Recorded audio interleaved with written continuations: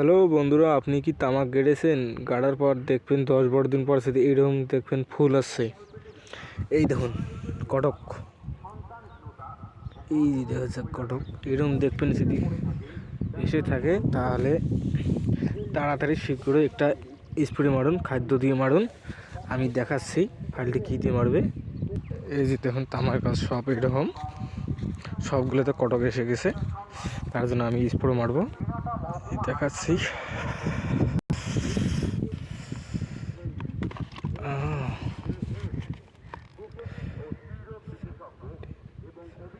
এই যে দেখুন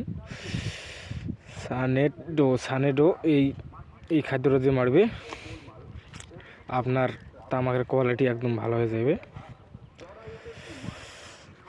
আর এটার দাম